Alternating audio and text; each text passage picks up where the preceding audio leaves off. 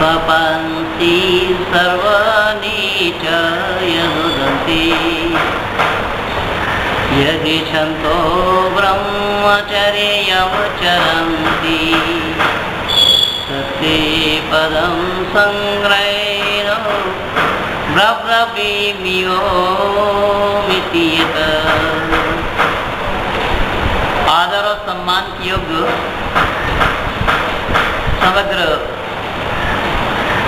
भारत के गण्यमान्य व्यक्तित्वगण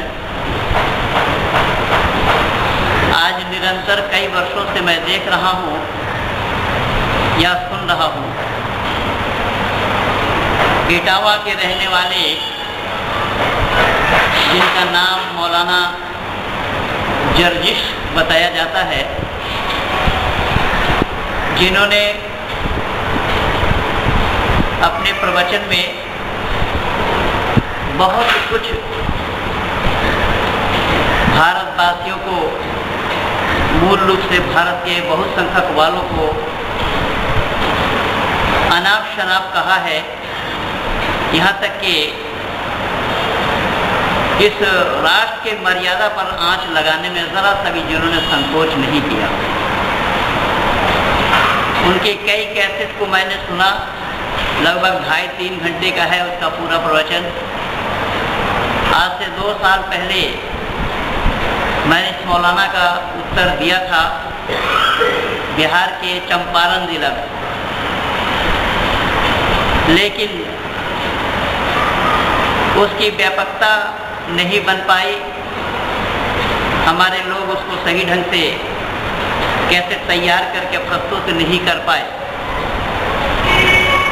पुनः उस उद्देश्य की पूर्ति के लिए मैं दिल्ली से कलकत्ता आया और कलकत्ता महानगरी में हमारे कुछ मित्र मंडलियों ने उनके कैसेट को सुन करके बेचैन हो रहे थे और मेरे से बार बार कह रहे थे कि पंडित जी आप दिल्ली से कलकत्ता आइए।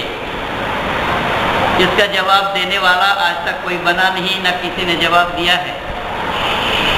सब एक दूसरे को सुन रहे हैं या औरों को सुना रहे हैं, लेकिन इसका जवाब सही केवल और केवल आप ही दे सकते हैं। उसी उद्देश्य की पूर्ति के लिए मैंने दिल्ली से कलकत्ता पहुंचा और कलकत्ता में इस सभा का आयोजन किया गया है। मैं विशेष रूप से आप लोगों को यह बताना चाहूँगा कि मौलाना जर्जिश ने, जो मूल रूप से इटावा का रहने वाला है और जिन्होंने झूठ का पुलिंदा बांध करके उसमें रोचकता दर्शाने का प्रयास किया है। शायद आप लोग भी संदेह कर रहे हैं कि उसने झूठ बोला, आपके पास क्या प्रमाण है? तो सबसे पहले उसके झूठ का ही प्रमाण से ही मैं आप लोगों को कुछ तथ्य दे रहा हूँ। उसने अपने वक्तव्य में कहा कि मैं एक बार पार्लियामेंट में गया और फिर बताया कि पार्लियामेंट में बगल में ही मीटिंग थी। तो भाई जहाँ पार्लियामेंट है उसके बगल में मीटिंग होने के लिए कहाँ, कौन सा हॉल है, कौन सी सभागार है? पार्लियामेंट के मेंबर के बिना पार्लियामेंट में जाना संभव क्यों और कैसे हुआ? इससे ये साफ पता चल रहा है तो उसने पूरा झूठ बोला है। दूसरी बात, वेद के ऊपर अनर्गल प्रलाप उन्होंने किया है और जो कैसेट अभी अभी यहाँ कलकत्ता वालों के सामने आई उनकी, उस कैसेट में उन्होंने दर्शाया है कि डिग्रीधारी मौलानाओं ने सांसद बनने के बाद अटल बिहारी वाजपेयी को नमस्ते करते हैं और इस प्रकार नमस्ते करते हैं जैसे जंगली गधा शेर के सामने खड़ा होता। वाकई में बड़ा दुर्भाग्य की बात है। क्या नमस्ते करना मानवता की परे की बात है? नमस्ते शब्द का अर्थ न तो इस्लाम जानता है और न जर्जिश को मालूम है। नमस्ते शब्द का अर्थ होता है मैं आपका नमन करता हूँ, मैं आपका अभिवादन करता हूँ, मैं आपका स्वागत करता हूँ। तो जब हम एक दूसरे से मिलते हैं, हमारे वैदिक संस्कृति के आधार पर हमारे यहाँ नियम है हाथ जोड़ करके नतमस्तक होते हुए हृदय से उनका आभार व्यक्त करते हैं। और नमस्ते शब्द एक पूर्ण वाक्य है, जैसा हमारा शरीर है, शरीर एक पूर्ण वाक्य है, लेकिन हाथ शरीर नहीं, पांव शरीर नहीं, मस्तक शरीर नहीं, शरीर ये शरीर के अंग हैं और इन सब अंग प्रत्यंग को मिल करके कंप्लीट शब्द बना है शरीर। ठीक इसी प्रकार से अभिवादन का शब्द कंप्लीट शब्द बना है नमस्ते, मैं आपका अभिवादन करता हूँ, और वो भी हृदय से। तो इस्लाम इस चीज़ को जानता नहीं, और इस्लाम की मान्यता है कि हाथ उठाकर नमाज, हाथ उठाकर सलाम करना भी ममानियत है, शिर्क है, कुफ्र है, इसलिए हाथ उठाकर सलाम नहीं करना चाहिए। लेकिन इस्लाम में ही बहुत से लोग हैं जो हाथ उठाकर भी सलाम करते हैं, आपने बहुत सारी सभाओं में भी देखा है। तो हाथ उठाना यहाँ इस्लाम के लिए मना है। रही बात, अगर इस्लाम चाहता है कि अभिवादन करना, नमस्ते करना, और वो भी अटल बिहारी वाजपेयी को, जिसमें गधा और शेर का संज्ञा दिया है, पर इस्लाम क्या मानव समाज में भेदभाव नहीं किया? इस्लाम की मान्यता है जब एक दूसरे से मिलते हैं, अर्थात इस्लाम के मानने वाले एक दूसरे से जब मिलते हैं तो उनके अभिवादन में अस्सलामु अलैकुम कहा जाता है। अस्सलामु अलैकुम का अर्थ है कि अल्लाह की रहमत आप पर हो, और उसके प्रति उत्तर में कहा जाता हुआ अलैकुमुस्सलाम, आप पर भी अल्लाह की रहमत हो। इस शब्द से हमें आपत्ति नहीं, वाक्य भले ही अरबी का है लेकिन इसका अर्थ अच्छा है। लेकिन मैं इस्लाम जगत के आलिमों से, और ये मौलाना जर्जिश मौलाना है या नहीं मैं नहीं जानता, लेकिन वो अपने को फन्ने खां दर्शाने का प्रयास किया है और वेद मंत्र को उल्टा सीधा गलत सलत बोल करके ये भी सिद्ध करना चाहा कि मैं बहुत ज़्यादा कुछ जानता हूँ। आइए मैं सारा खुलासा करता हूँ आज आप लोगों के सामने कि इस्लाम की मान्यता क्या है। जब इस्लाम वाले से मिलते हैं तो अस्सलाम वालेकुम कहते हैं।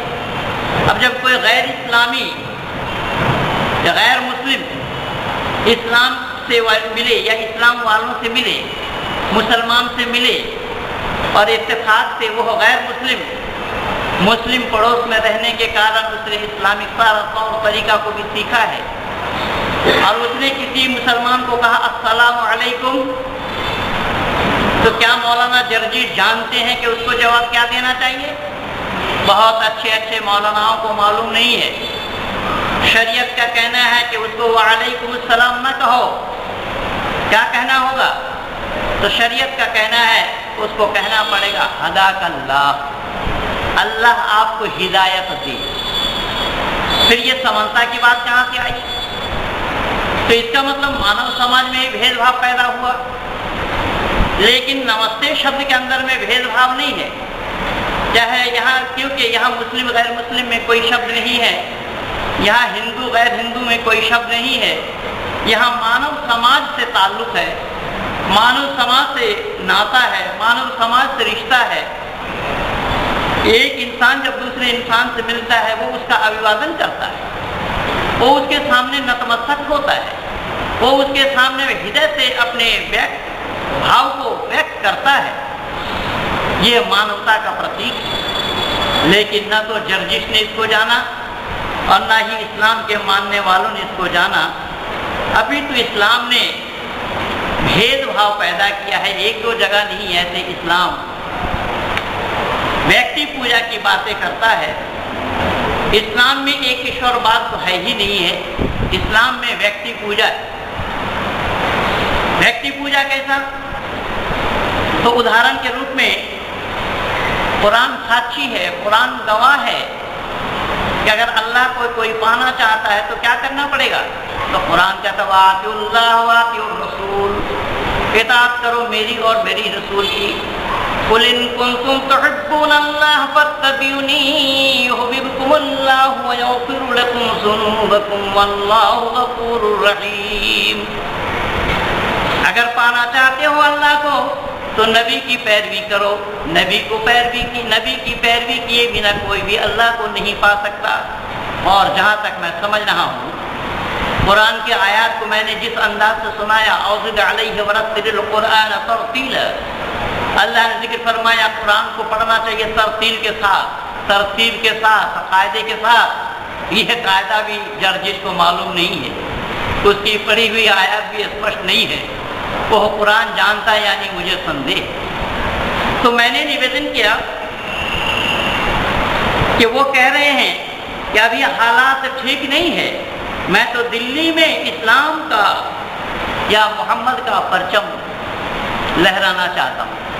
और वो जनता से पूछते भी हैं, बोलो इस्लाम का परचम लहराएगा या नहीं, मोहम्मद का परचम लहराएगा या नहीं।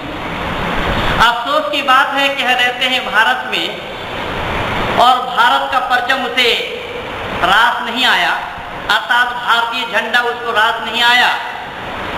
और भारत में दिल्ली के लाल किला पर वो इस्लाम का परचम लहराना चाहता है, इस्लाम का झंडा लहराना चाहता है। कितना बड़ा दुर्भाग्य है कि भारत सरकार के लिए और भारत के बहुसंख्यक वालों के लिए। पर मौलाना जर्जिश को मैं ये बताना चाहूँगा कि इस्लाम का झंडा तुम भारत में लहरा करके क्या करोगे भाई, जहाँ पहले से ही इस्लाम का झंडा लहराया हुआ है। उस देश की दशा को पहले देख लो, उस देश की दशा को देखो जहाँ पर दवा नहीं, जहाँ पर खाना नहीं। हम गैर देशों की बात तो छोड़ दे रहा हूँ, मैं पाकिस्तान की बात कर रहा हूँ। जो पाकिस्तान इस्लामिक राष्ट्र है, वहाँ पर चिकित्सा नहीं। हमने कई बच्चों का, पाकिस्तानी बच्चों का चिकित्सा दिल्ली में एम्स में कराया है। अरे कम से कम जुबान में लगाम तो लगना चाहिए था। लेकिन कितना बड़ा दुर्भाग्य है कि भारत में रह करके भारतीयता उनको पसंद नहीं आया। वो ईरान और पाकिस्तान की तरफ टकटकी लगाकर बैठे हुए हैं। जो अफगानिस्तान की दुर्दशा को आप लोग देख रहे हैं, जो पाकिस्तान की दशा को आप लोग देख रहे हैं, बहुत सारे इस्लामिक देश हैं।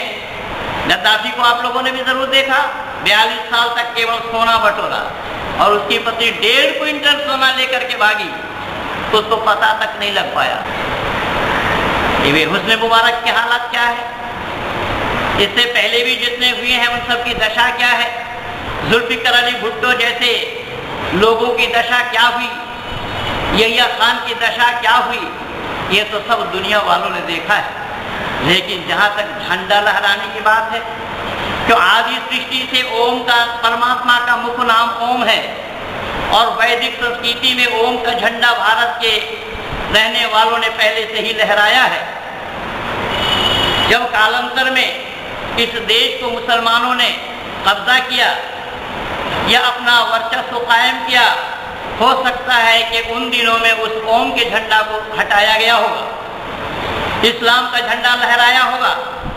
लेकिन समग्र भारतवर्ष के अंदर में इस्लाम का झंडा नहीं लहरा पाए। इस्लाम को, भारत को छोड़ना पड़ा। और कैसे छोड़े हैं तो जग जाहिर है, भारतीय इतिहास साक्षी है।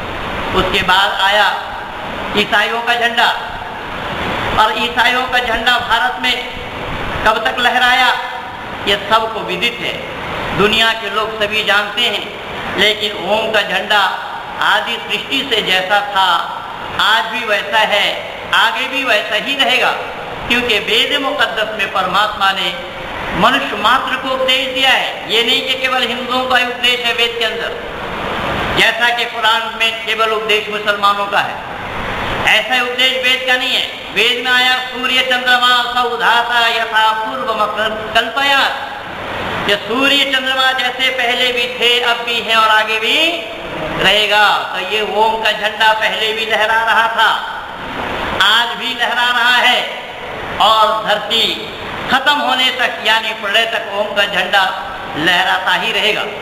रही बात लाल किला में झंडा लहराने की, तो आजाद भारत में आजाद भारत वालों यानी जो झंडा में डंडा लगाकर लहराया है वही झंडा लहराता रहेगा। कब तक? जब तक ये आकाश में सूर्य और चांद कायम है। मैं जर्जिश के पूरे वंशजों को, इस्लाम जगत के सभी बड़े बड़े जानने और मानने वालों को मैं दावा के साथ कह रहा हूँ कि मैं समय दे रहा हूँ आप लोगों को कि इस्लाम का झंडा लाल किला में लहराना संभव नहीं है। लाल किला में जो झंडा लहराया गया है यही झंडा लहराता ही रहेगा पलट तक। इसमें कहीं पर कोई संदेह का अवकाश नहीं है।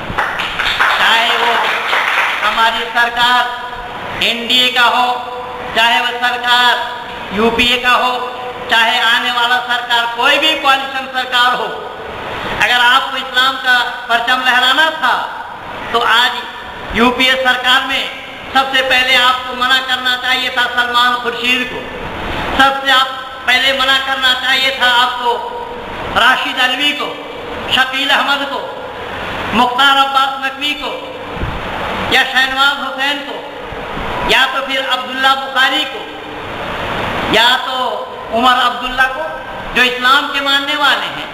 जब वही खुद समर्थन दे रहे हैं तो फिर आप इस्लाम का झंडा कहां से लाएंगे? मैं दावा के साथ कह रहा हूं मौलाना जर्जिश, आपका ख्याल राष्ट्रद्रोहिता का ख्याल है। इन ख्यालों को आप इस राष्ट्र में रह करके राष्ट्र के लोगों को वर्गलाने का प्रयास कर रहे हैं, भेदभाव पैदा करना चाहते हैं मानव समाज में। ये इंसानियत पर कुठाराघात हो रहा है। इंसानियत को जानिए, जबकि आपके कुरान में इंसानियत की बू तक नहीं है। यही कारण बना कि आप इंसानियत का पाठ पढ़ना नहीं चाहते। अगर मेरे से कोई पूछे इंसानियत की बू क्यों नहीं, कैसा नहीं है कुरान में, तो सबसे पहला प्रमाण मैं यही बताना चाहूँगा, जहाँ पर सूरह फातिहा में अल्लाह ताला ने जिक्र फरमाया है अल्हम्दुलिल्लाहि रब्बिल आलमीन अर्रहमानिर रहीम, तमाम तारीफ अल्लाह के लिए है। अल्लाह कौन है? बोले जो रहम करने वाला मेहरबान है। ऐ इस्लाम के मानने वाले लोगों, अगर अल्लाह रहम करने वाले मेहरबान होते तो जिन पशुओं के गले में आप लोग छुरी चला रहे हैं उन पशुओं पर अल्लाह रहम कब की? अल्लाह अगर उन पशुओं पर रहम करते होते तो छुरी चलाना संभव ही नहीं था। ये सब इंसानियत पर कुठाराघात हो रहा है। और इंसानियत पर कुठाराघात करने के बावजूद भी आप इस्लाम को वर्गलाना चाहते हैं, इस्लाम वालों को वर्गलाना चाहते हैं। क्या आपको याद नहीं है, क्या आपको मालूम नहीं है कि कुरान में अल्लाह ताला ने जिक्र फरमाया है वल्लाहु ला युहिब्बुल फसाद, अल्लाह ताला फसाद नहीं करते हैं। जो लोग दुनिया में फसाद फैलाते, तो आप फसाद फैलाने का काम कर रहे हैं और फिर भी इस्लाम के दावेदार बन रहे हैं आप। मौलाना, आपको पता होना चाहिए, जब अल्लाह ताला फसाद फैलाने वाले को पसंद नहीं करते हैं, कुरान में अल्लाह ने साफ जिक्र फरमाया है, और आप फसाद फैला करके भी आप इस्लाम के दावेदार बने बैठे हैं। ना मालूम, बात समझ में नहीं आती कि आखिर आप मानव समाज को बदनाम क्यों करना चाहते हैं, इंसानियत पर कुठाराघात क्यों करना चाहते हैं। केवल इतना नहीं, मौलाना जर्जिश ने और आगे भी कहा है कि उसने हिंदू भाइयों को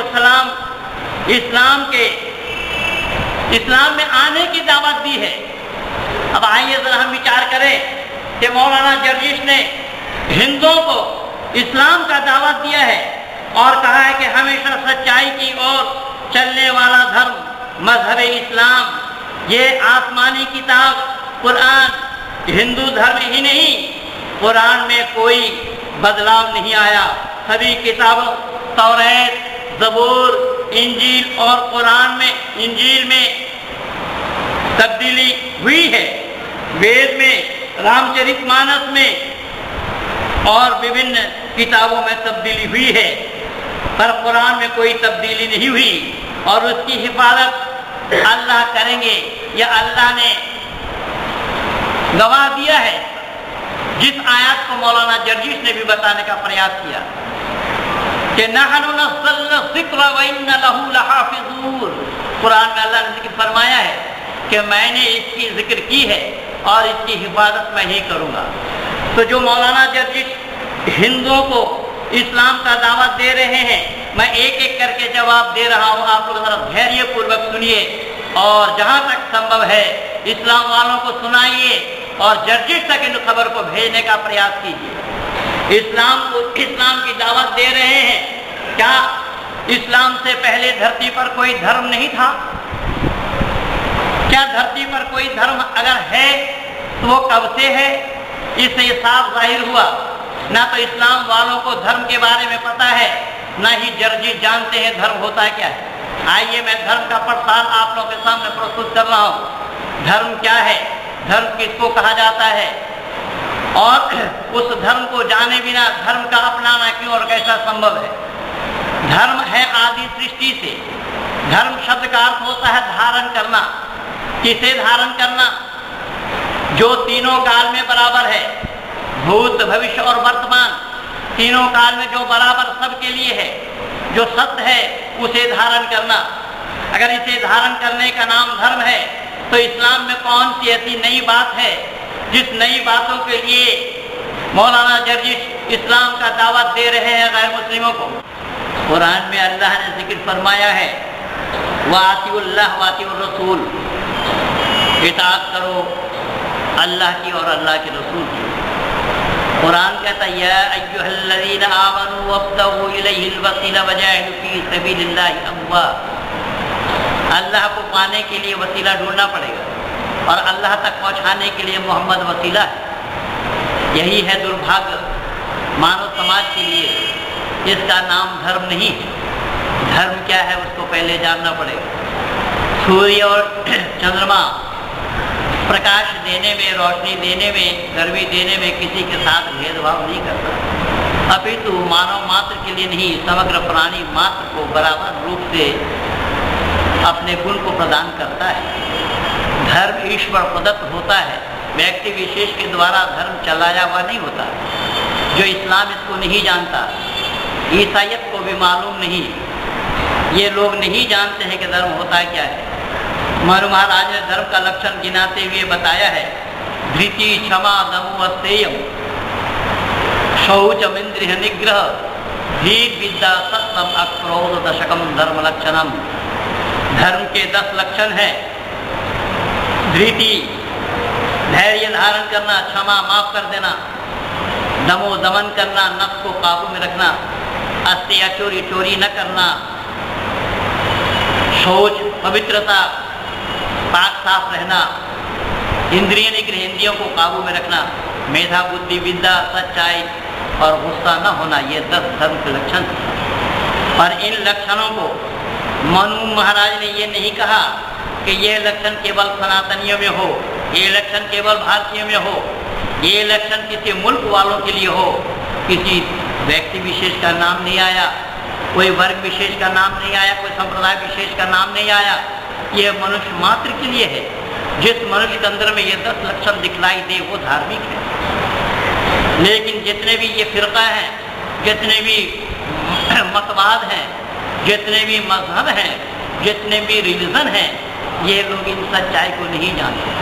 मनु ने और भी लिखा है, या तो अभ्युदय निश्चय सिद्धि सधर्म, कि जिसे धारण करने पर बुद्धय होता है। ब्राह्मण ग्रंथों में आया है कि यत्तो अभ्युदय निश्चय सिद्धि सधर्म, जिसे धारण करने पर अभ्युदय होता है, प्रकट होता है, प्रशस्त होता है, दिखाई पड़ता है कल्याण का रास्ता इस दुनिया और उस दुनिया में। उस दुनिया से मुराद मानव मात्र को ऐसा काम करना चाहिए जिससे वो मोक्ष को प्राप्त करे। ये 4 धर्म के लक्षण हैं। मनु महाराज और लिखते हैं, श्रुति स्मृति सदाचार चाप्रिमात्मनः ऐसे चतुर्विधम प्राहु साक्षात धर्म सलक्षणम। ये श्रुति वेद स्मृति मनुस्मृति आदि पुस्तक, सदाचार, लोगों का भाषण व्याख्यान आदि, अपना दिल जिसे तस्लीम करे, जिसे माने, जिसे कबूल करे, ये 4 धर्म के लक्षण। मनु ने ये नहीं कहा कि ये लक्षण केवल आर्य समाजियों के लिए हो, सनातनियों के लिए हो, भारतीयों के लिए हो। ये लक्षण अगर पाकिस्तान में रहने वाला कोई व्यक्ति, उस व्यक्ति के अंदर में अगर ये लक्षण दिखलाई देते, उस आदमी को भी धार्मिक कहा गया। हमारे यहाँ भेदभाव नहीं है। भेदभाव से परमात्मा ने मानव समाज को ऊपर उठने का उपदेश दिया है, लेकिन इस्लाम तो मानव समाज के अंदर में भेदभाव पैदा किया है। मानव समाज को अपने चंगुल में फंसाकर महज खाई में गिराने का प्रयास किया है। मानव समाज को बांटा है, मानव समाज के अंदर में खाई पैदा किया है। मानव समाज के अंदर में विष घोलने का काम किया है ये जितने भी मजहब वाले हैं। केवल इतना ही नहीं मैं निवेदन कर रहा हूं, हमारे वैदिक संस्कृति में आदि सृष्टि से लेकर के अब तक सभी लोग अपने माँ को माँ ही कहते हैं, माँ को किसी और शब्द से संबोधन नहीं किया जाता या संबोधित नहीं किया जाता। तो क्या इस्लाम के मानने वाले अपनी माँ को माँ नहीं कहते हैं, किसी और से संबोधन करते हैं क्या? पता लगा कि इसी का ही नाम धर्म है। यही कारण बना कि हमारे शास्त्रकारों ने कहा कि आहार निद्रा भय मैथुनांच सामान मेता पशुवी नाम धर्म हितेषाम अधिको विशेषो धर्मेण हीना पशुवी समाना।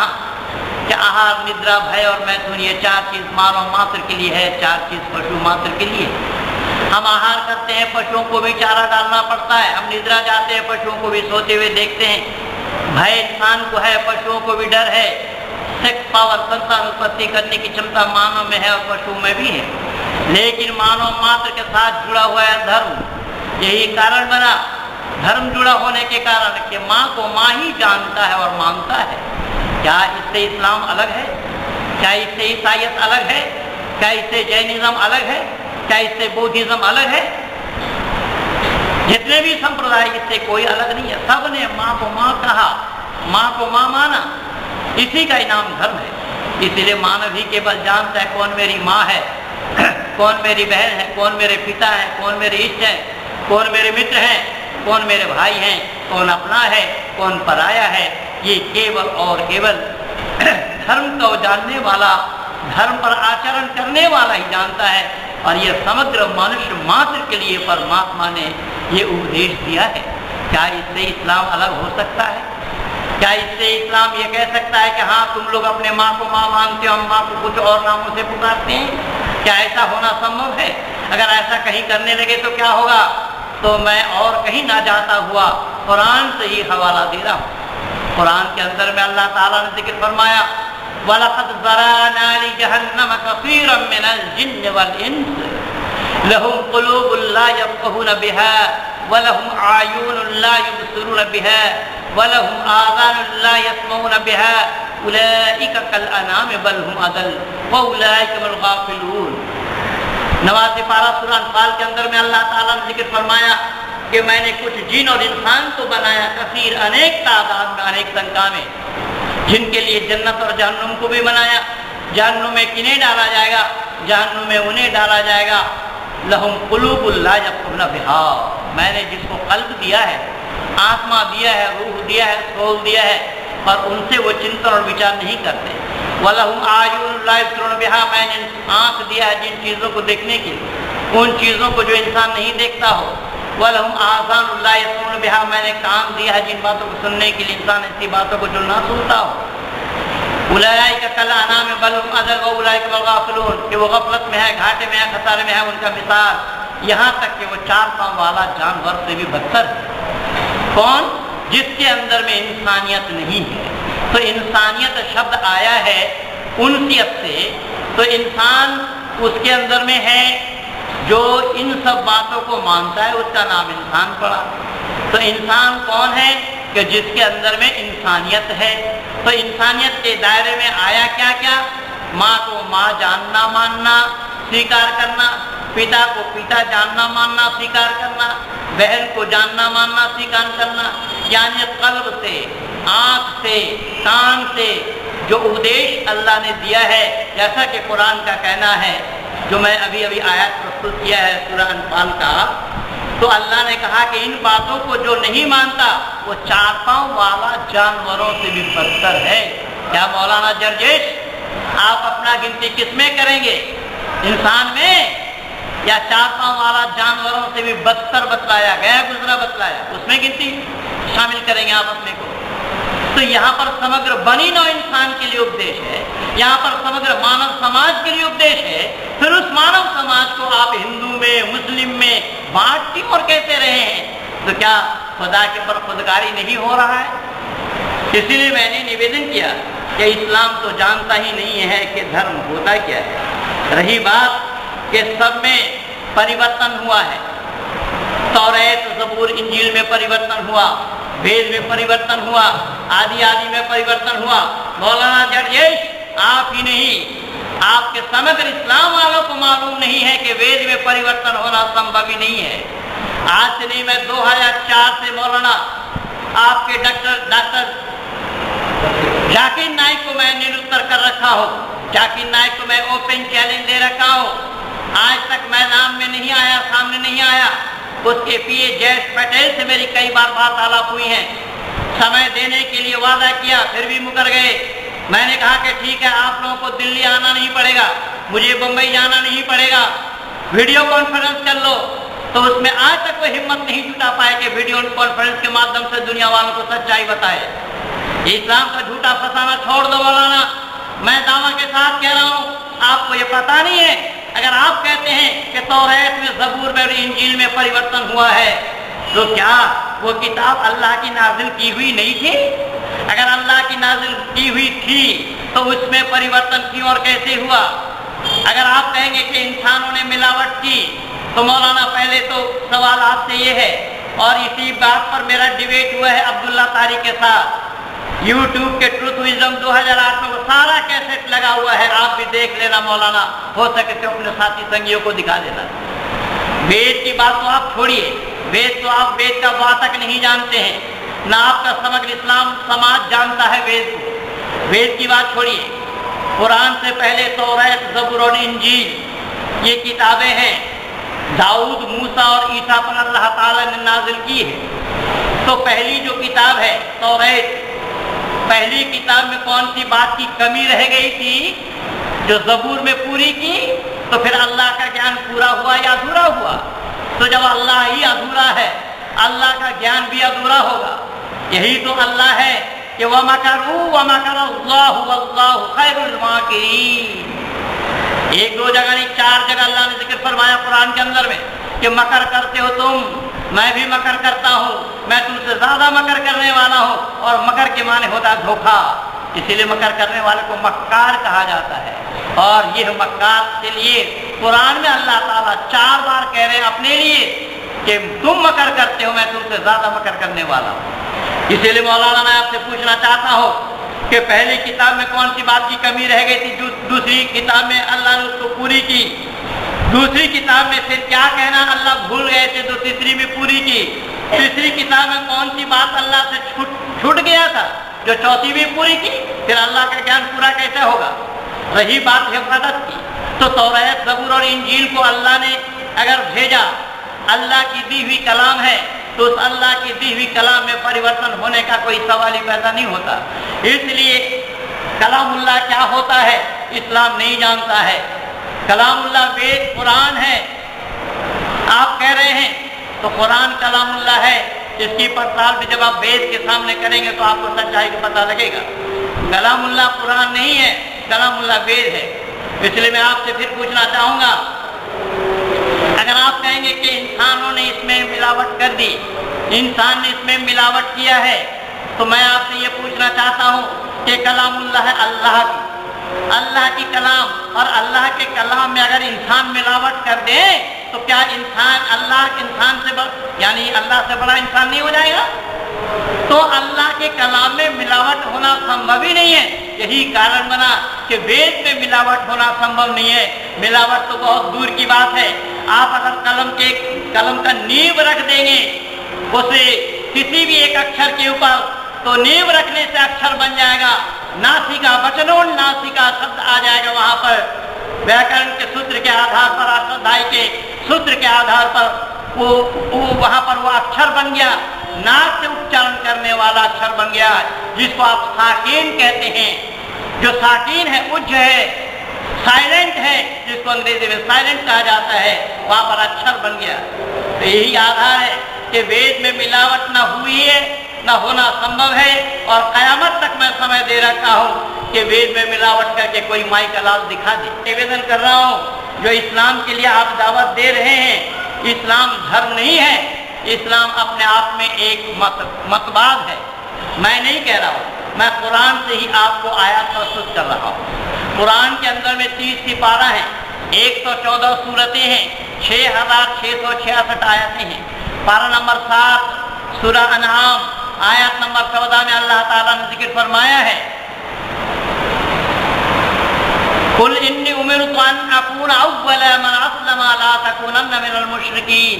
ऐ मोहम्मद तुम कह दो सबसे पहला मैं मुसलमान हूँ, मैं मुशरिकों में शामिल नहीं हूँ, मैं शिर्क करने वालों में से नहीं हूँ, मैं मुशरिकों में शामिल नहीं हूँ, सबसे पहला मैं मुसलमान हूँ। जब हजरत मोहम्मद साहब से अल्लाह ने कहलवा दिया कि सबसे पहले मुसलमान मैं हूँ, तो इस आयत करीमा के द्वारा पता लग रहा है कि हजरत मोहम्मद साहब से मुसलमान नाम का कोई दरिंदा परिंदा भी धरती पर नहीं था। फिर आप इस्लाम के लिए दावा क्यों दे रहे हैं? हजरत मोहम्मद से पहले इस्लाम कहाँ था?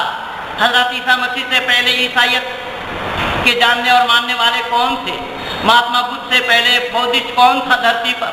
महावीर स्वामी से पहले जैनी कौन थे धरती पर? इसलिए ये सब मतभेद है, मतवाद है, व्यक्ति विशेष का तैयार किया हुआ है, ईश्वर प्रदत्त नहीं है। और धर्म ईश्वर प्रदत्त होता है, इसीलिए धर्म का काम है मानव को मानव से जोड़ना, और मजहब का काम है मानव से मानव को जुदा करना। जो जुदा करने में आप लगे हैं, ठीक यही प्रमाण है हजरत ईसा मसीह के लिए। हजरत ईसा मसीह आए धरती पर, उन्होंने दुनिया वालों को ईसाई बनाया। अगर ईसा मसीह का आगमन आज तक न हुआ होता, धरती पर एक भी कोई भी ईसाई नाम लेवा नहीं होता। अगर उनको हटा दिया जाए तो ईसाइयत खाली हो जाएगा। ठीक यही प्रमाण मैं इस्लाम के लिए भी दिया हूँ कि हजरत मोहम्मद साहब आए, इन्होंने अपने को मुसलमान बोला, अपने को मुसलमान बताया, तो कुरान गवाह है, कुरान साक्षी है। कुल इन्नी उमिरतु अन अकूना अव्वल मन अस्लम ला तकूनन्न मिनल मुशरिकीन। तुम कह दो सबसे पहले मैं मुसलमान हूँ। रही बात, अब फिर एक अकाट्य प्रमाण दे रहा हूँ, मैं कयामत तक समय दे रहा हूँ मौलाना, अगर मौका मिले तो जवाब दे देना।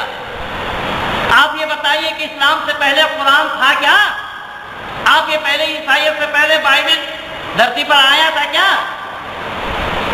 बौद्धिज्म से पहले जो बौद्धिस्टों की किताब है, क्या उन किताबों का आविर्भाव हुआ था? जैन धर्म जो बोल रहे हैं, ये मतवाद बनने से पहले इनकी किताबों का कोई आविर्भाव हुआ था? लेकिन मौलाना आपको ये पता होना चाहिए, समग्र मानव समाज को ये पता होना चाहिए कि परमपिता परमात्मा ने जब ब्रह्मांड की रचना की, उस रचना में परमात्मा ने मानव को भी रचा है। तो मानव के दिनचर्या के लिए, मानव को चलने फिरने के लिए, मानव को काम करने कराने के लिए क्या परमात्मा अपना ज्ञान नहीं देंगे? परमात्मा ज्ञान के बिना, परमात्मा के ज्ञान के बिना मानव का कार्य करना कभी भी संभव नहीं होगा। इसीलिए मौलाना ये मत समझिएगा कि वेद के माने किताब है, वेद के माने ज्ञान है। विद ज्ञाने विद विचारेण विद सत्तायाम विद लाभे, ये सब वेद के ही अर्थ होते हैं। वेद के मानी है ज्ञान, और विज्ञान का मानी होता है कर्म। तो ज्ञान के बिना कर्म का करना संभव नहीं होगा। इसीलिए मौलाना मैं आपको निवेदन कर रहा हूँ कि आपको ये पता होना चाहिए, ज्ञान के बिना कर्म का करना संभव नहीं है। पहले ज्ञान है, उसके बाद कर्म है। ज्ञान के बिना कर्म का करना संभव नहीं है। मैं कहीं पाँव रखता हूँ, चलने के लिए, निकलने के लिए मैं जाता हूँ। जब मैं पाँव रखूँगा तो हमें पता लगेगा कि मैं कहाँ पाँव रख रहा हूँ, कांटा है, कीचड़ है, खंदक है, गड्ढा पत्थर है या नहीं। अगर पाँव बिना देखे रखेंगे तो खतरा से खाली नहीं होगा। इसीलिए वो पाँव रखना वो कर्म है, लेकिन देखना वो ज्ञान है। यही कारण बना कि आदि सृष्टि में परमपिता परमात्मा ने मानव मात्र को अपना ज्ञान दिया है। इसीलिए वेद में आया है, यथेम मातम कल्याणी माँ बदानी जनभ्या, यह कल्याणी वाणी मानव मात्र के कल्याण के लिए है। ये वेद कल्याणी वाणी केवल भारतीयों का कल्याण नहीं करता, केवल आर्य समाजियों का ही कल्याण नहीं करता, केवल कोई देश विशेष वालों के लिए कल्याण नहीं करता, मानव मात्र के लिए कल्याण करता है। ये कल्याणी वाणी है। लेकिन मौलाना मैं आपसे पूछता हूँ, क्या कुरान से मानव मात्र का कल्याण होना संभव है? कुरान में तो अल्लाह ताला ने साफ शब्दों में जिक्र फरमाया है, या अय्युहल्लज़ीना आमनू, ऐ ईमान लाने वालों। यानी ईमान क्या है पहले उसको भी जानना पड़ेगा। ईमान लाए बिना कोई मुसलमान नहीं कहला सकता। तो अल्लाह का सारा उद्देश्य ईमान लाने वालों के लिए है, और ईमान जो नहीं लाए अल्लाह के दृष्टि में सब के सब बेईमान है। यानी अल्लाह ने कितने आसानी से दुनिया वालों को बेईमान बता दिया है। आज इस्लाम भी उसी बात का ही प्रचार कर रहा है। इस्लाम अपने को छोड़कर औरों को जानने का प्रयास ही नहीं किया। इसीलिए इस्लाम औरों को बेईमान कहता है, काफिर कहता है, बेदीन कहता है, मुशरिक कहता है, ना मालूम किन किन नामों से वो खिताब दे रहा है। ये मानव समाज के अंदर में सारा विष घोलने का काम हो रहा है। सही अर्थों में हमें मानव बनना चाहिए था, जो वेद मुकद्दस में परमात्मा ने उपदेश दिया है, मनोभाव मानव बनो। आज मानव बनने का प्रयास नहीं किया जा रहा है। कोई बौद्धिस्ट बन रहा है, कोई जैनी बन रहा है, कोई ईसाई बन रहा है, कोई मुसलमान बन रहा है, कोई सिख बन रहा है, कोई बहाई बन रहा है, कोई कुछ बन रहा है। ऐ दुनिया के लोगों, हम धरती पर आए मानव बनकर, वो मैं ही क्यों कहूँ। अल्लाह ने भी तो सूरह रहमान के 27 पारा 3री आयत में अल्लाह ने कहा, जिस सूरह रहमान का प्रमाण मौलाना जर्जिश ने भी दिया है और वो वेद से दिया है, लेकिन वेद में 31 बार ये शब्द नहीं आया जो आप कहना चाहते हैं, वो मैं वेद से ही आपको प्रमाण दूंगा। लेकिन जिस सूरह रहमान में अल्लाह ने फरमाया खलक़ल इंसान, उसने इंसान बनाया। तो जब हम इंसान बन करके आए, हमें इंसान बन करके जाना पड़ेगा, तभी मानव समाज सफल होगा, मानव बनना सफल होगा। हम आते इंसान बनकर और जाते समय शव यात्रा को देख करके पता लगता है हिंदू का है, मुसलमान का या किसका है। इसलिए आइए हम इंसान बने, इंसान बन करके औरों को इंसान बनाने का प्रयास करें, परमात्मा का शांति को पाने का प्रयास करें, परमात्मा से सानिध्य लाभ करने का प्रयास करें, और वो रास्ता है केवल वेद का। मैंने कहा कि जर्जिश का कहना है कि कुरान में परिवर्तन नहीं हुआ। कुरान में ही अल्लाह ने जिक्र फरमाया, वैज़ा बदलना आयाति मा काना आयाति वल्लाहु अअलमु बिमा युनज़्ज़िलु इन्नमा अंत मुफ्तरिन बल अक्सरुहुम ला यअलमून। अल्लाह ने कहा कि मैं जब चाहता हूँ एक आयत को मनसूख करके उसकी जगह मैं दूसरी आयत प्रस्तुत कर देता हूँ। अब इसके बावजूद भी ये कहा जाए कि कुरान में परिवर्तन नहीं हुआ, ये बात गले के नीचे उतरने वाली नहीं है। दूसरी बात है, मैं प्रमाण ये दिया हूँ अल्लाह का ज्ञान ही नहीं होगा जिसमें परिवर्तन करना पड़े। जैसा मेरे प्रवचन में एक जगह एक मौलाना ने सवाल किया ऐसा ही, जो ये मेरा प्रवचन लखनऊ के रकाबगंज आर्य समाज में था। एक मौलाना ने सवाल किया कि साहब आपको मालूम ही नहीं है कि तौरात ज़बूर इंजील में जो परिवर्तन हुआ वो है क्या। मैंने कहा फरमाइए। तो उन्होंने कहा कि तौरात ज़बूर इंजील ये है जुलाब और कुरान है दवा। तो बोले जब कोई मरीज डॉक्टर के पास जाता है तो डॉक्टर पहले उसके मैदा को ठीक करने के लिए जुलाब देते हैं और फिर उसके बाद दवा दी जाती है। तो मैंने कहा मौलाना आपने अपनी बात पूरी कर ली? बोले जी हाँ। तो मैंने कहा मौलाना इसमें आपके पास समझदारी नाम की कोई चीज़ नहीं है और ना आपके संप्रदाय वालों के पास समझदारी है। बोले कैसे? अगर आप ये मानते हैं कि तौरात ज़बूर इंजील ये जुलाब है और कुरान दवा है, तो जुलाब किसी को दी गई और दवा किसी को दी जा रही है। यानी जुलाब जिसको दिया गया उसको दवा ना मिली और जिसको दवा दिया गया उसको जुलाब बगैर दवा दी गई। तो वो तो हर दशा में हर दिशा में वो चिल्ला रहे हैं। जिसको जुलाब दे करके दवा नहीं दिया अल्लाह ने वो भी चिल्ला रहा है और जिसको जुलाब के बिना दवा दिया वो भी चिल्ला रहे हैं। इसलिए मौलाना समझदारी ना आपके कौम के पास है ना आपके अल्लाह के पास है समझदारी। तो कुरान में अल्लाह ने साफ कहा है कि जब मैं एक आयत को दूसरी आयत के बजाय तब्दील कर देता हूँ। रही बात मौलाना आपका कहना है जर्जी साहब का कि ऋग्वेद में एक मंत्र 31 बार आया है और जबकि उस मंत्र उन्होंने बोला है मंत्र बोलना उनको नहीं आता।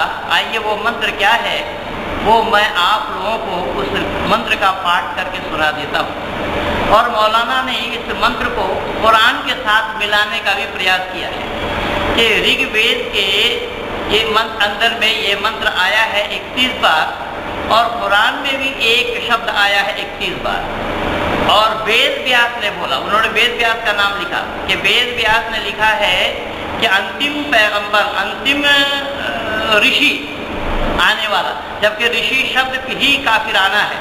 इस्लाम में ऋषि शब्द का होना संभव नहीं। दूसरी बात वेद व्यास ने तो वेद लिखा ही नहीं, तो मौलाना जर्जिश को मालूम ही नहीं है।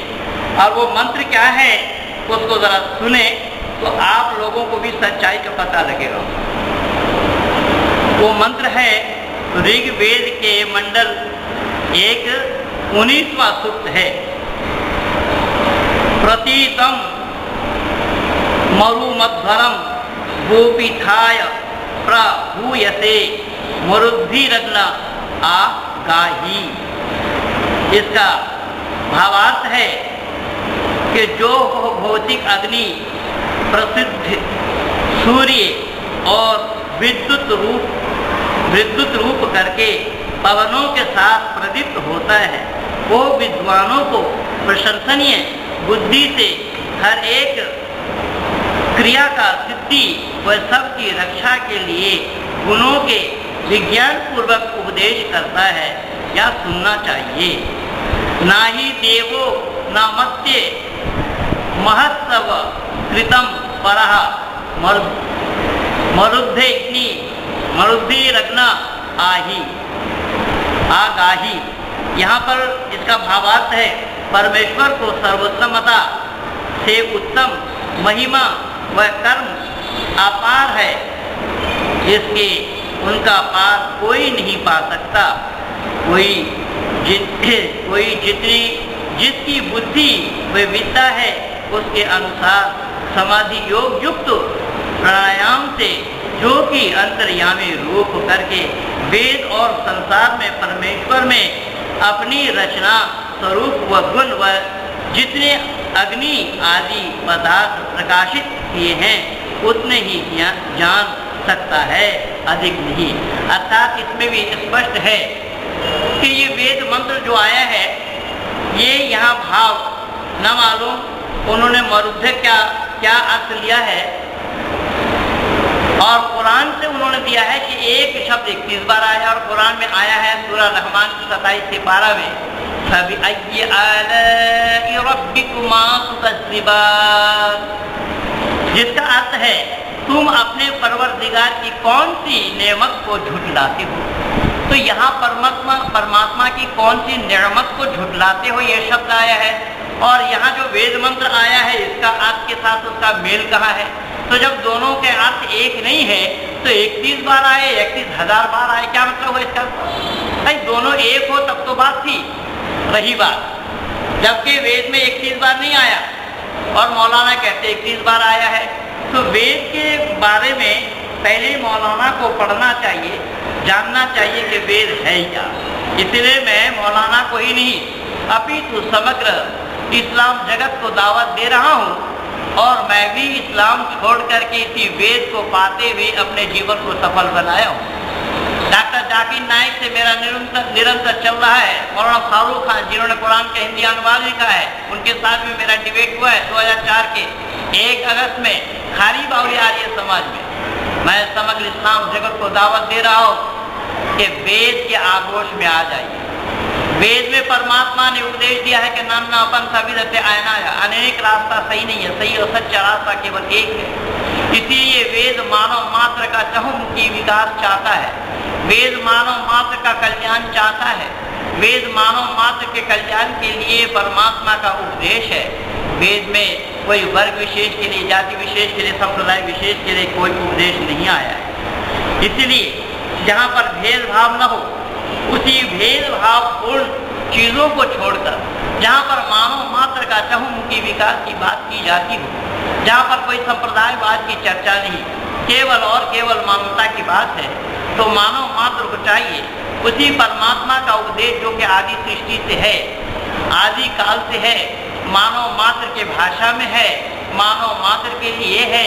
यथेवं वाचम कल्याणी माँ बदानी जनभ्या है, ये मानव मात्र के कल्याणी वाणी है।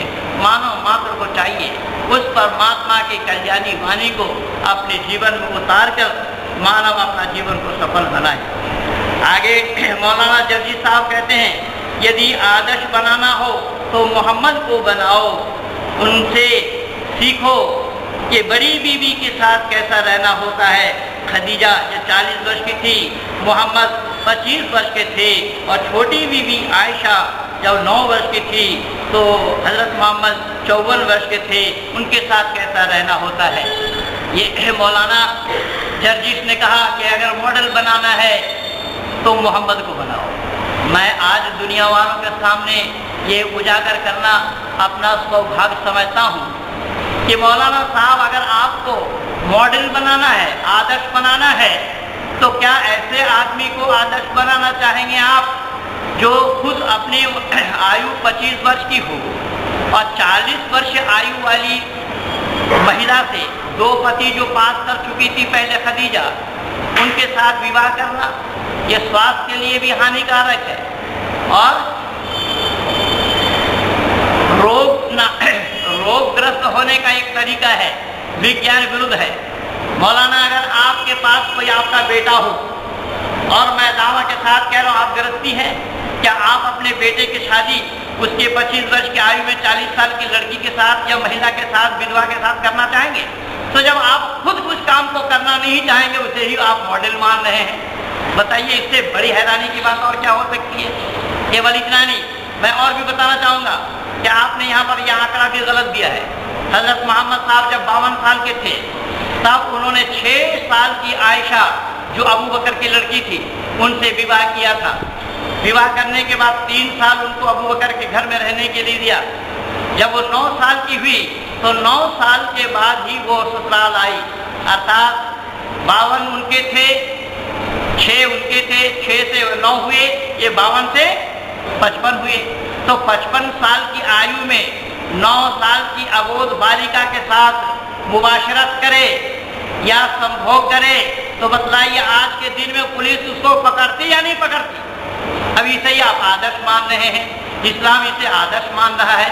इसमें आदर्श की कौन सी बात मैं नहीं समझ पाया। भारतीय संविधान के अनुसार 18 साल में लड़कियों को बालिगा माना जाता है। अगर इस्लाम, सुप्रीम कोर्ट ने दिया उसको 15 साल कर दिया है, इस्लाम के लिए उन्होंने 3 साल घटा दिया है, लेकिन इस्लाम उससे भी तो सहमत नहीं। इस्लाम तो 9 साल में बालिगा मानते हैं। जब 9 साल में बालिगा मानते हैं तो 9 साल के बालिका के साथ, अबोध के साथ एक 55 वर्ष का आदमी हम बिस्तर करे, मुबाशरत करे, तो क्या समाज में उसको अच्छी दृष्टि से देखेंगे लोग? घर वाले ही कोसेंगे। इसे आप आदर्श मान रहे हैं, इसमें आदर्श की कौन सी बात है मैं नहीं समझ पाया। दुनिया जानना चाहती है कि इसमें सही आदर्श क्या है, यहीं तक बात नहीं बनती। जिन्हें आप आदर्श मान रहे हैं, जिन्होंने अपने जीवन काल में 11 तो शादी की, उससे भी मन नहीं भरा, 2 कनीज भी रखे, एक कनीज के द्वारा संतान भी बनाया, जिस कनीज का नाम मारिया किब्तिया था। उस मारिया किब्तिया के पेट से भी बच्चा पैदा हुआ, जिस बच्चे का नामकरण हुआ, नाम रखा गया इब्राहिम। और जो इब्राहिम 16 महीना केवल जिंदा रहा, 16 महीना रहने के बाद वो फौत हुआ, उसकी जिंदगी खत्म हो गई। तो कनीज के साथ भी संतान उत्पत्ति करना, ये कौन सी इंसानियत की बात है? कौन सा मॉडल वाला काम है? ये दुनिया जानना चाहती है। केवल इतना नहीं, जिनको आप मॉडल बनाना चाहते हैं, बुखारी शरीफ हदीस को आप पढ़ करके देख लेना, दूसरे अध्याय में, जहाँ पर हजरत मोहम्मद साहब के पारिवारिक जीवन लिखा हुआ है। एक रात्रि में 9 महिलाओं के साथ जो हम बिस्तर करें, 9 महिलाओं के पास जो गमन करें, उन्हें सामाजिक कार्यकर्ता माना जा रहा है। इसमें कौन सी खूबी की बात है? ये दुनिया जानना चाहती है। सही अर्थों में ये दुनिया वालों को जानना चाहिए कि दुनिया वालों ने इस सच्चाई को आप लोगों से जानना चाहती है कि सही अर्थों में इसका सही जवाब क्या है, किस तरीके से संभव है। दूसरी बात मौलाना, मैं आपसे एक बात और पूछना चाहता हूँ। लोग पढ़ लिख करके कलेक्टर बनते हैं, लोग लिखने पढ़ने के बाद कोई बड़े पोस्ट में, बड़े ओहदे में जाते हैं, लीडर बनते हैं, अधिनायक बनते हैं, समाज का पुरोधा बनते हैं, समाज का अगुवा बनते हैं। लेकिन आपके मॉडल जिनको आप मान रहे हैं, क्या उनके साथ लिखने पढ़ने का कोई संबंध था? कुरान साक्षी है। वक़ाल उम्मिय्यून ला यअलमून अल-किताब, कुरान खुद कह रहा है इस बात, जिनको लिखने पढ़ने से कोई संबंध ही नहीं। इसीलिए तो अनवर शेख को लिखना पड़ा। अल्लाह को कोई पढ़ा लिखा आदमी मिला ही नहीं बागडोर ठोकने की। ये मैं आपसे यही गुजारिश करूंगा कि जब वो पढ़ लिख करके लोग कलेक्टर बनते हैं, लेकिन आपका कलेक्टर के साथ लिखने पढ़ने का कोई संबंध ही नहीं है। तो आज की समाज, पढ़ी लिखी समाज, जो समाज चांद तक पहुंच चुकी है, जो समाज आज एक जगह बैठ करके पूरे विश्व की खबर सुन रही है, पूरे विश्व की खबर ले रही है, अमेरिका में बैठे बैठे किस तरीके से ओसामा बिन लादेन का मारने का प्लान बना, ये तो आपने भी देखा होगा। आज इस विज्ञान के युग में क्या इन सब बातों का चलना संभव है जो आप चलाना चाहते हैं?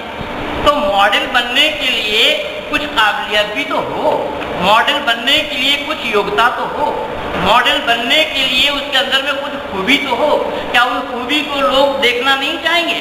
लेकिन मौलाना, आपसे गुजारिश है कि सही अर्थों में जिन बातों को मैं बता रहा हूँ कि आपके ऊपर मैं गुस्सा हो करके नहीं बता रहा हूँ, कोई ईर्ष्या द्वेष वश नहीं बता रहा हूँ, आपको मैं केवल सच्चाई का अवलोकन करा रहा हूँ और आपके द्वारा मैं अन्यों को भी सच्चाई का अवलोकन करा रहा हूँ। क्योंकि हठ और दुराग्रह से अनेक अनर्थ हुए हैं इस विश्व के आंगन में। हठ और दुराग्रह को छोड़ना पड़ेगा। हठ और दुराग्रह का अगर आप छोड़ेंगे तो इंसानियत के दायरे में आप आ जाएंगे। आज अगर जरूरत है तो इंसानियत की जरूरत है, आज अगर आवश्यकता है तो मानवता की आवश्यकता है। हिंदू, मुस्लिम, सिख, ईसाई से मानवता की रक्षा करना संभव नहीं है। इसीलिए मानवता की रक्षा करने के लिए वेद के सानिध्य में आना पड़ेगा। वेद में बताया है मनोर्भव, मानव बनो, मानव बनना पड़ेगा। मानव बनने से ही हम मानवता की रक्षा कर पाएंगे। मौलाना जर्जिश आगे और कहते हैं, ज्यादा संतान बनाने वाली महिलाओं से शादी करनी। अच्छा मौलाना, मैं आपसे ये पूछता हूँ कि ज्यादा बच्चा पैदा करने वाली महिलाओं से अगर शादी करनी है तो क्या राबिया बसरी को आपने पढ़ी है? राबिया बसरी की जिंदगी को आपने पढ़ा है? क्या उन्होंने शादी करी थी? आपने बोला अपने वक्तव्य में, जो शादी करे 2 बच्चा हो, ज्यादा बच्चा हो, उसको सजा मिलना चाहिए। 3 शादी करे उसको सजा मिलना चाहिए। जो शादी नहीं करे उसको सजा मिलना चाहिए। अटल बिहारी का नाम आपने लिया है, तो अटल बिहारी का नाम क्यों ले रहे आप? आप तो भूतपूर्व राष्ट्रपति अबुल कलाम का भी नाम ले सकते थे, लेकिन आपको अबुल कलाम का नाम याद नहीं आया क्या? मैं याद दिला रहा हूं कि शादी न करना सही अर्थों में इसको इस्लाम जानने वाला नहीं है। इस्लाम नहीं जान सकता है। हमारे यहाँ पर परमात्मा को पाने के लिए ब्रह्मचर्य का रक्षा करना, ब्रह्मचारी बनना, ये प्रथम लक्ष्य है। इसलिए जो ब्रह्मचारी नहीं बनेगा वह परमात्मा को नहीं पा सकता। और गृहस्थी में रह करके भी ब्रह्मचारी रहने का ही उपदेश वेद मुकद्दस में परमपिता परमात्मा ने दिया है। रही बात आप अनेक संतान करके आप क्या चाहते हैं? आप चाहते हैं हम फौज में लगेंगे, आप चाहते हैं हम डॉक्टर बनेंगे, इंजीनियर बनेंगे, सेवा करेंगे। ये तो कोरी बकवास है आपकी। आपका जो लक्ष्य है, क्योंकि मजमून देख करके, लिफाफा देख करके मजमून का पता लग जाता है। लिखने वाले का उद्देश्य क्या है? आप चाहते हैं कि बहुसंख्यक में आप अगर आते हैं, आज वोट की राजनीति में आपके पास वोट ज्यादा होंगे, तो ये वोट जो वोट के मांगने वाले लोग हैं, जो तलवे चाटने वाले लोग हैं, आपके पास वोट ज्यादा होने के कारण वो तलवे चाटने के लिए आपके पास जाएंगे। और आपने तो ये जाना मन ही मन कि राष्ट्रपति और उपराष्ट्रपति तो अब तक बना चुके हैं, अब तो प्रधानमंत्री का नंबर है। डॉक्टर इंजीनियर बन के क्या करेंगे? तुम डॉक्टर इंजीनियर बनते रहो, लेकिन हमारे तलवे चाटने पड़ेंगे। ये लक्ष्य आपका है, पर मौलाना ये आपका ख्वाब पूरा होने वाला नहीं है।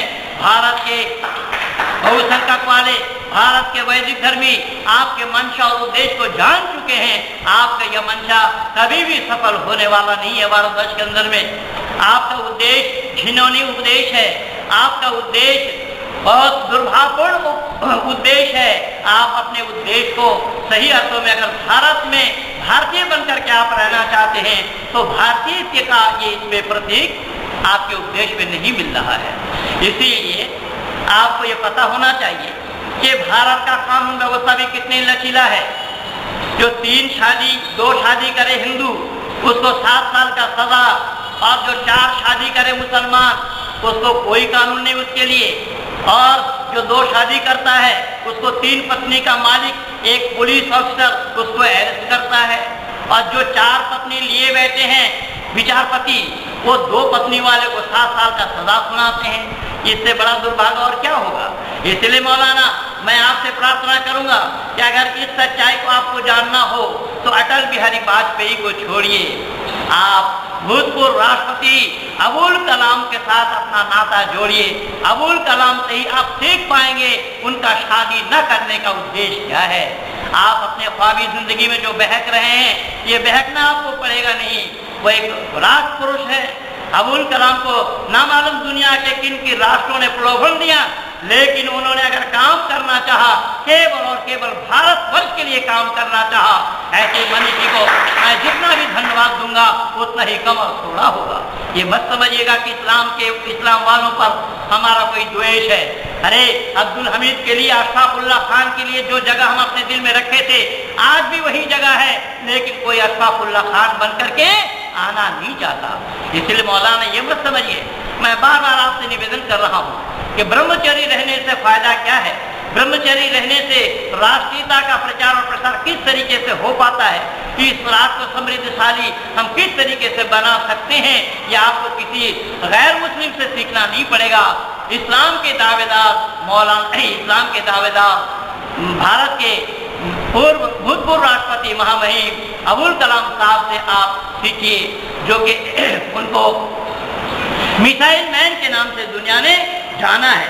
तो आपका जो ये मंशा है, आपका जो उद्देश्य है, ये उद्देश्य वाकई में भारतवर्ष के बहुसंख्यक वालों को चिंता में डालने का ही आपका उपदेश है।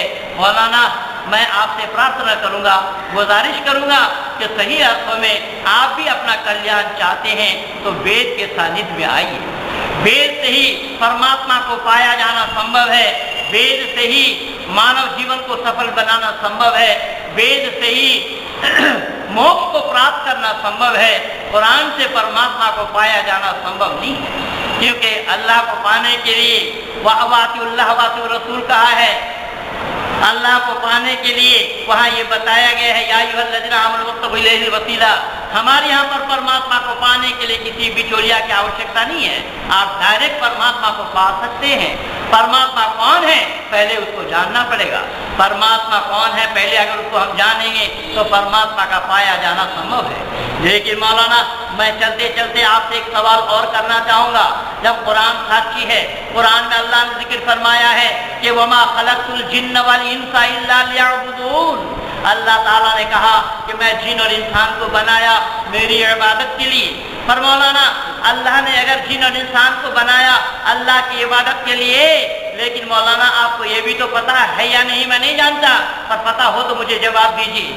क्या अल्लाह ने अगर जिन और इंसान को बनाया अपनी इबादत के लिए, और जो माँ के पेट में मर गया उसकी इबादत कब होगी? जो साल भर होकर के मर गया वो इबादत कब करेगा? जो 5 साल का होकर के मर गया वो कब नमाज पढ़ेंगे? जो 10 साल से पहले मर गया उसकी इबादत कहाँ होगी? तो अल्लाह ने अगर इबादत के लिए पैदा किया तो वो फिर मरा क्यों? और उसकी इबादत न हुई तो फिर उस इंसान का पैदा करने का अल्लाह का मकसद क्या है? मौलाना, मैं क़यामत तक समय दे रहा हूँ, हो सके तो क़यामत से पहले पहले जवाब दे देना। और इन सब सवालों का जवाब आना कुरान से संभव नहीं है। मुझे भी 29 साल हो गया समग्र विश्व के आंगन में। मैं देखा हूँ जिन जिन देशों में डॉक्टर जाकिर नाइक गया है, उन देशों में मेरा भी प्रचार हुआ है।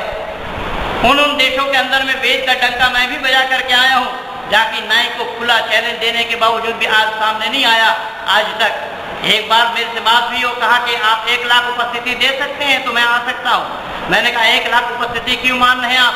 जब आका नामदार हजरत अहमद मुस्तफा मोहम्मद मुस्तफा सल्लल्लाहु अलैहि वसल्लम तबलीग के लिए उतरे थे तो उनके पास कितने लोग थे, और आज आप 1 लाख आदमी चाह रहे हैं। क्या उद्देश्य है आपका?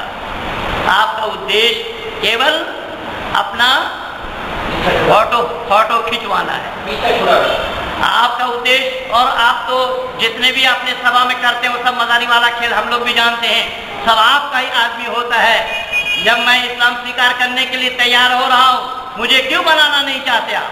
आइए मेरे सामने आइए, बात करते हैं, मुबाहिसा हो, मुनाजरा हो। आर्य समाज ने तो जन्म काल से यही काम को किया है। आज तक आर्य समाज को मुनाजरा में कोई जीत नहीं पाया। अंतिम में मुबाहिला हुआ, और वह मुबाहिला हुआ था मिर्जा गुलाम बशीर अहमद कादियान के साथ। जब पंडित लेखराम जी के साथ कई बार मिर्जा गुलाम बशीर अहमद कादियान हारने के बाद तब मिर्जा गुलाम ने कहा कि ठीक है, हम मुनाजरा तो नहीं कर पा रहे, तो पर मुबाहिला होना चाहिए। मुबाहिला के माने दुआ करना, आपका ईश्वर अगर सच्चा है तो आपका दुआ कबूल हो, मेरा अल्लाह सच्चा होगा तो मेरा दुआ कबूल होगा। और इतिहास को पढ़ने से आपको पता लगेगा। कुल्लियात आरे मुसाफिर नाम की पुस्तक है जो पंडित लेखराम जी की लिखी हुई है, उस किताब को आप पढ़ेंगे तो पंडित लेखराम जी ने, मुबाहिदा ने अल्लाह से ये फरियाद किया था कि अल्लाह मिर्जा गुलाम बशीर अहमद कादियान की मौत हैजे की बीमारी में हो। और ठीक ऐसा ही हुआ, हैजे की बीमारी में उनकी मौत हुई और बैतुल खुला में वो मरे।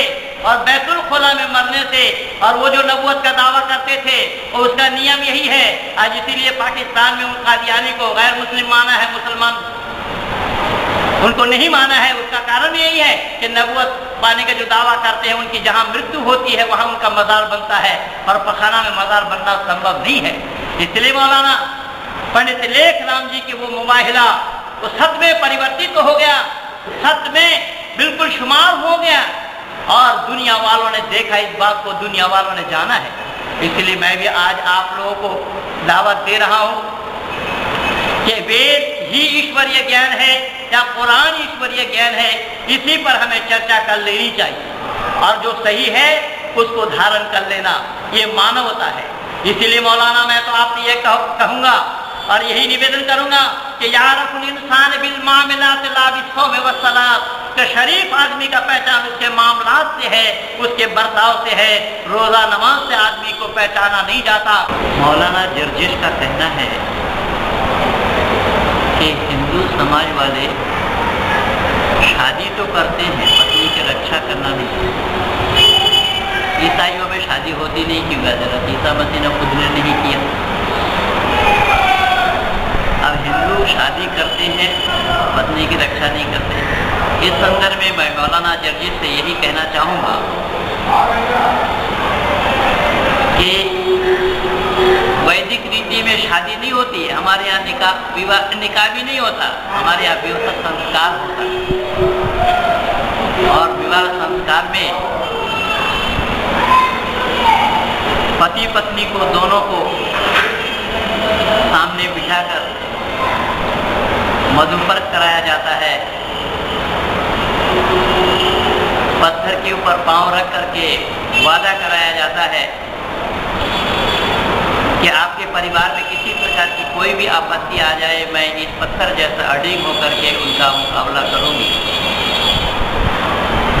साथ ही साथ सिंदूर दान देने की भी परिपाटी है, यद्यपि आर्य समाज में नहीं है वो, ऋषि दयानंद के संस्कार विधि के अनुसार, फिर भी सिंदूर प्रदान किया जाता है। सिंदूर का रंग होता है लाल, जैसा खून का होता है। पति कहते हैं कि एक बिंदु रक्त मेरे शरीर में जब तक बचा है, मैं तब तक तुम्हारी रक्षा करूंगा, तुमसे अलग नहीं होता। बाल काला है इसलिए मैं कर रहा हूँ, ऐसी बात नहीं। बाल या सन जैसा, क्योंकि सन से सिंदूर डाला जाता है, सन जैसा सफेद भी अगर हो गया तो उस समय तक मैं तुम्हारी रक्षा करूँगा।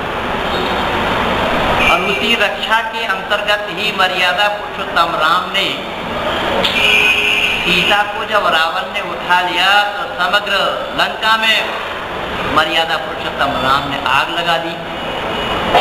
पर मौलाना जर्जिश आप ये तो बताइए कि क्या किसी मुसलमान के पत्नी को चले जाने के बाद किसी ने किसी प्रदेश में आग लगाई हो तो बताओ।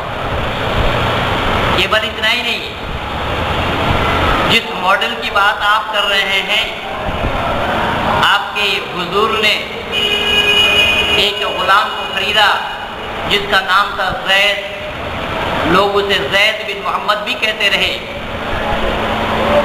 जैद की शादी अपनी हफीज़ात बहन से जैनब से करा दी, और उसी जैनब को तलाक दिलवा करके निकाह किए बिना अपने पास रख लिया।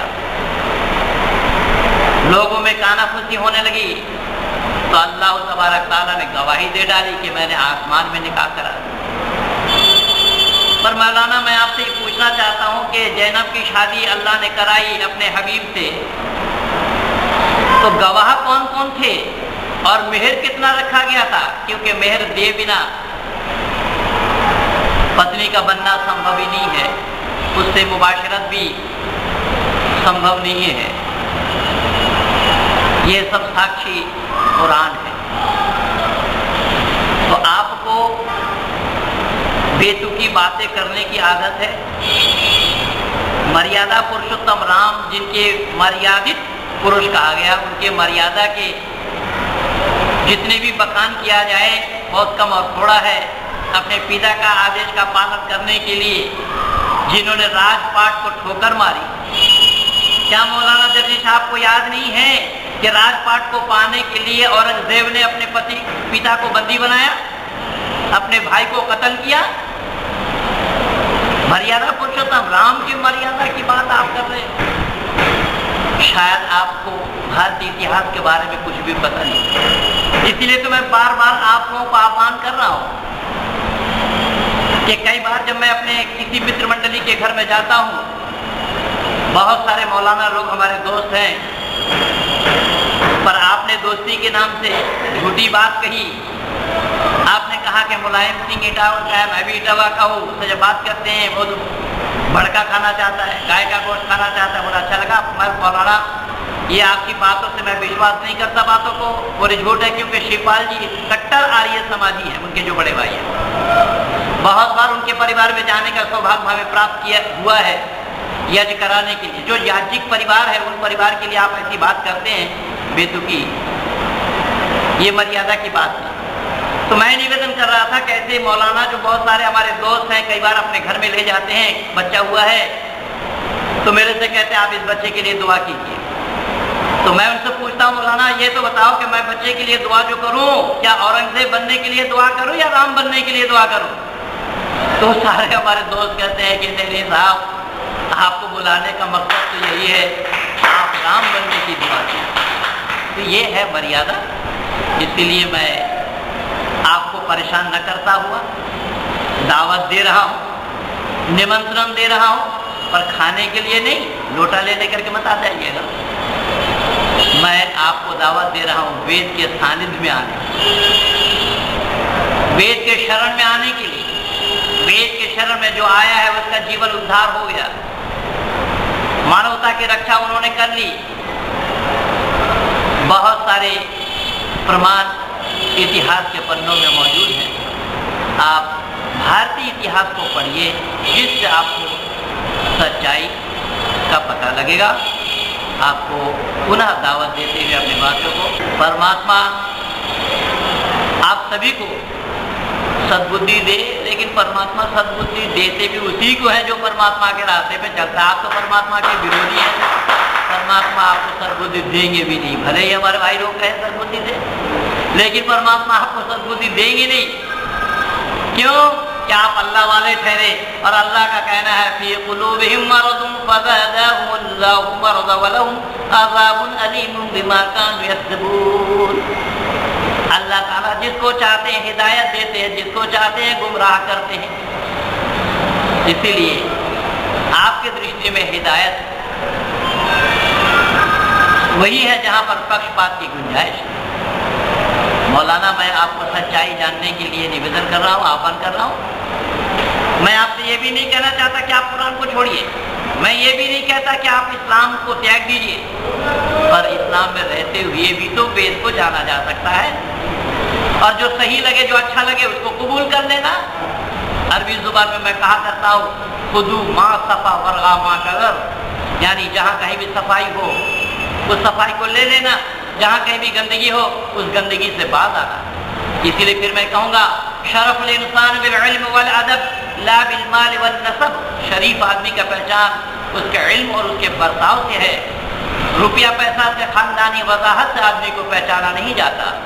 इसलिए आइए मौलाना, कि रज़ना किस्मतल जब्बार फीना लना इल्मुन वलना जुहाल मालू फ़इन्नल माल यनक़रीबिन व इन्नल इल्म यबक़ा ला यज़ालू। कि परमात्मा का सानिध्य मैंने पाया है, इसीलिए जिन्होंने मुझे इल्म सीखने का तौफीक अता फरमाया, उन्होंने मुझे इल्म दिया है, लेकिन मेरे पास धन नहीं है। मैं धनवान वालों से भी मैं कहता हूँ, धनवान लोगों, आपके धन को भी इसी दुनिया में ही छोड़ना पड़ेगा, और मेरी जो इल्म है ये मरते दम तक मुझसे कोई छीन नहीं सकता। इस इल्म को हमारे पास मरते तब तक इस इल्म को बरकरार रहना है। इसीलिए आइए आप आलिम बनिए, जानकार बनिए। केवल कुरान से ही जानकारी मिलना संभव नहीं है, उससे बाहर भी दुनिया है और बाहर वालों को भी जानिए, वेद को भी जानिए। वेद को जानने से ही, यानी जैसा सूरज के उगने से अंधकार दूर हो जाता है, ठीक उसी तरीके से वेद के सानिध्य में आप आ जाएंगे तो जितने भी अंधकार में आप फंसे पड़े हैं, आप उन्हीं सभी अंधकारों से मुक्ति पा सकते हैं। ये अंतिम फैसला है। और वेद का भी कहना यही है कि नाना पंथ विद से आएगा का अनेक सही रास्ता सच्चा नहीं है, सही नहीं है। सही और सच्चा रास्ता वो केवल एक है। उसी सही और सच्चे रास्ते को पा करके हम अपना जीवन को सफल बनाएं। आपको भी धन्यवाद और आपके वर्ग वालों को भी धन्यवाद, अगर आप इस सच्चाई को स्वीकार करते हैं।